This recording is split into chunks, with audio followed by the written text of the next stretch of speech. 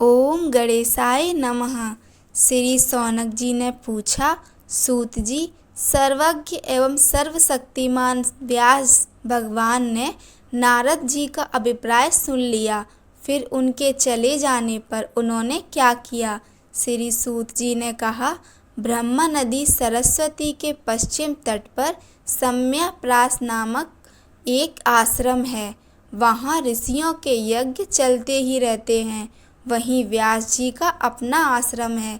उसके चारों ओर बेर का सुंदर वन है। उस आश्रम में बैठकर उन्होंने आचमन किया और स्वयं अपने मन को समाहित किया। उन्होंने भक्ति योग के द्वारा अपने मन को पूर्णतया एकाग्र और निर्मल करके आदि पुरुष परमात्मा और उनके आश्रय से रहने वाली माया को देखा। इसी माया से मोहित होकर यह जीव तीनों गुणों से अतीत होने पर भी अपने को त्रिगुणात्मक मान लेता है और इस मान्यता के कारण होने वाले अनर्थों को भोगता है। इन अनर्थों की शांति का साक्षात साधन है केवल भगवान का भक्ति योग, परंतु संसार के लोग इस बात को नहीं जानते।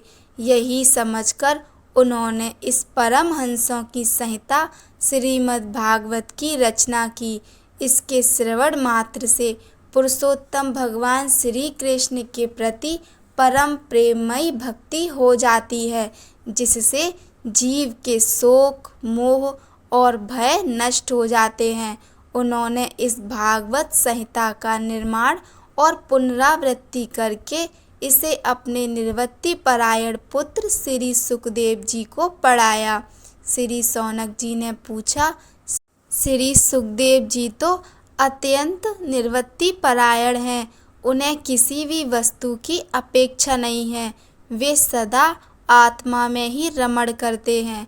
फिर उन्होंने किस लिए इस विशाल ग्रंथ का अध्ययन किया? श्री सूत जी ने कहा, जो लोग ज्ञानी हैं, जिनकी अविद्या की गांठ खुल गई है और जो सदा आत्मा में ही रमण करने वाले हैं, वे भी भगवान की हेतु रहित भक्ति किया करते हैं, क्योंकि भगवान के गुण ही ऐसे मधुर हैं जो सबको अपनी ओर खींच लेते हैं। फिर श्री सुखदेव जी तो भगवान के भक्तों के अत्यंत प्रिय और स्वयं भगवान वेद व्यास के पुत्र हैं। भगवान के गुण ने उनके हृदय को अपनी ओर खींच लिया और उन्होंने उससे विवश होकर ही इस विशाल ग्रंथ का अध्ययन किया। शौनक जी, अब मैं राज ऋषि परीक्षित के जन्म, कर्म और मोक्ष की तथा पांडवों के स्वर्गारोहण की कथा कहता हूँ, क्योंकि इन्हीं से भगवान श्री कृष्ण की अनेकों कथाओं का उदय होता है। जिस समय महाभारत युद्ध में कौरव और पांडव दोनों पक्षों के बहुत से वीर गति को प्राप्त हो चुके थे और भीमसेन की गदा के प्रहार से दुर्योधन की जांघ टूट चुकी थी, तब अश्वत्थामा ने अपने स्वामी दुर्योधन का प्रिय कार्य समझकर द्रौपदी के सोते हुए पुत्रों के सिर काटकर उसे भेंट किए। यह घटना दुर्योधन को भी अप्रिय ही लगी, क्योंकि ऐसे नीच कर्म की सभी निंदा करते हैं।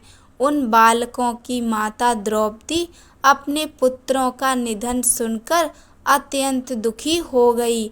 उसकी आंखों में आंसू छलछला आए। वह रोने लगी। अर्जुन ने उसे सांत्वना देते हुए कहा, कल्याणी, मैं तुम्हारे आंसू तब पोंछूंगा जब उस आतताई ब्राह्मण धम का सिर गांडीव धनुष के बाणों से काटकर तुम्हें भेंट करूंगा और पुत्रों की अंत्येष्टि क्रिया के बाद तुम उस पर पैर रखकर स्नान करोगी। अर्जुन ने इन मीठी और विचित्र बातों से द्रौपदी को सांत्वना दी और अपने मित्र भगवान श्री कृष्ण की सलाह से उन्हें सारथी बनाकर कवच धारण कर और अपने भयानक गांडीव धनुष को लेकर वे रथ पर सवार हुए तथा गुरुपुत्र अश्वत्थामा के पीछे दौड़ पड़े। बच्चों की हत्या से अश्वत्थामा का भी मन उद्विग्न हो गया था। जब उसने दूर से ही देखा कि अर्जुन मेरी ओर झपटे हुए आ रहे हैं, तब वह अपने प्राणों की रक्षा के लिए पृथ्वी पर जहाँ तक भाग सकता था, रुद्र भयभीत सूर्य की भांति भागता रहा। जब उसने देखा कि मेरे रथ के घोड़े थक गए हैं और बिल्कुल अकेला हूँ, तब उसने अपने को बचाने का एकमात्र ब्रह्मास्त्र ही समझा।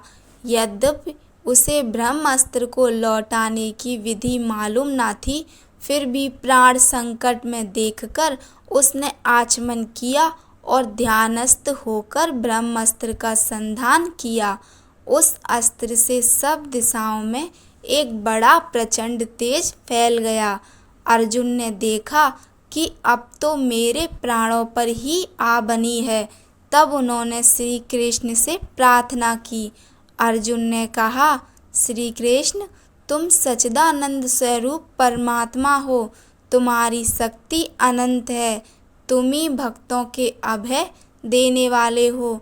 जो संसार की धधकती हुई आग में जल रहे हैं, उन जीवों को उससे उबारने वाले एकमात्र तुम ही हो। तुम प्रकृति से परे रहने वाले आदि पुरुष साक्षात परमेश्वर हो।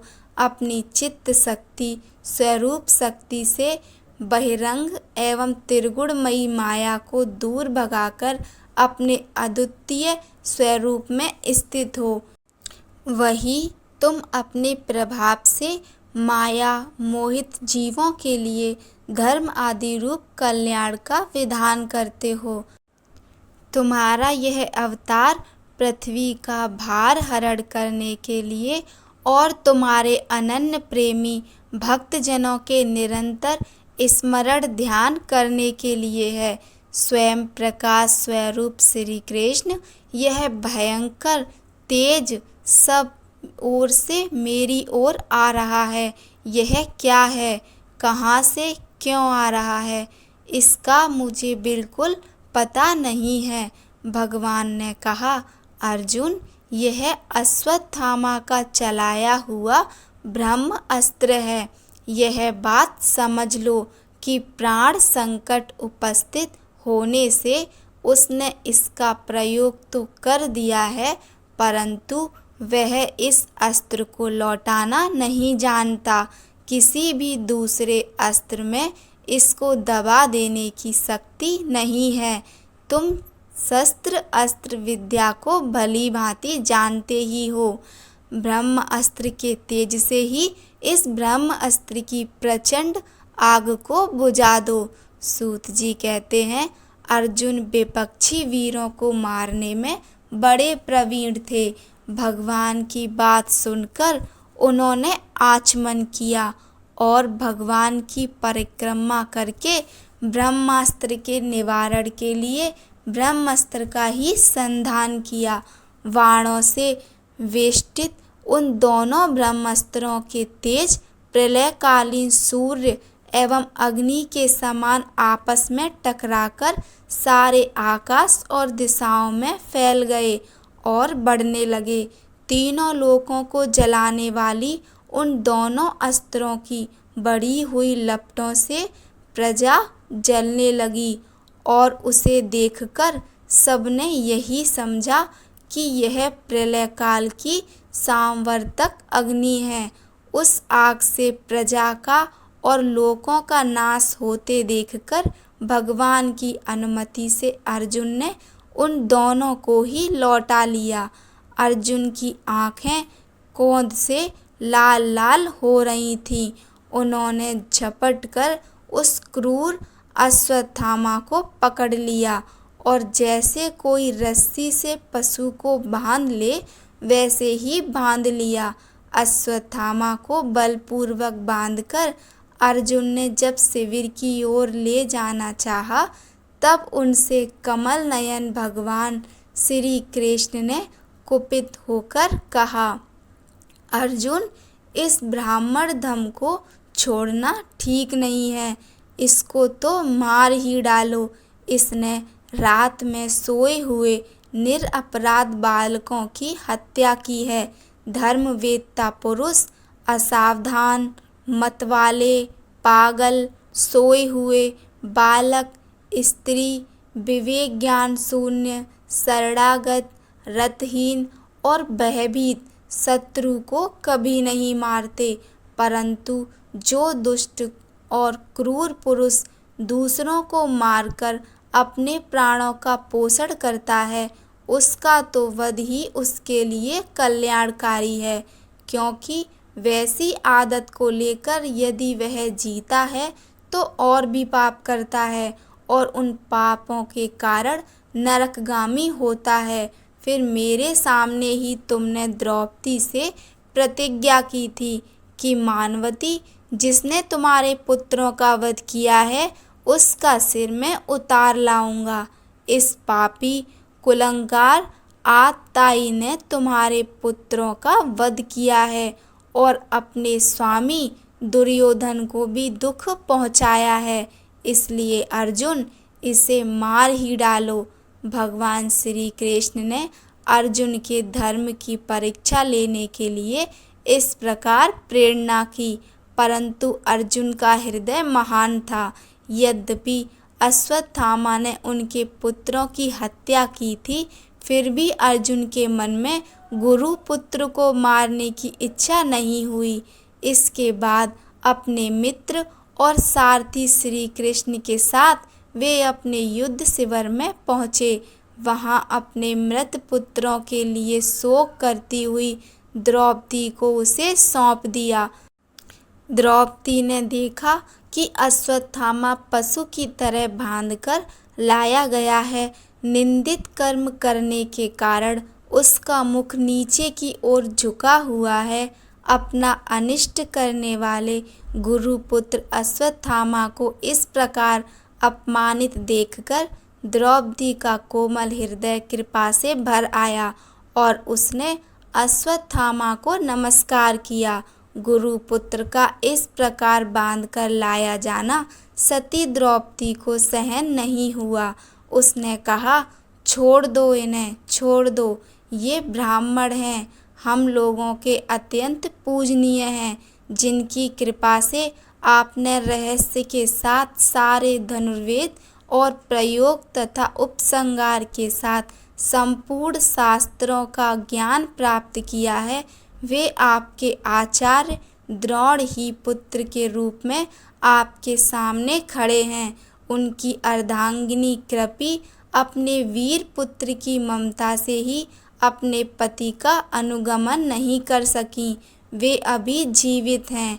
महाभाग्यवान आर्यपुत्र, आप तो बड़े धर्मज्ञ हैं।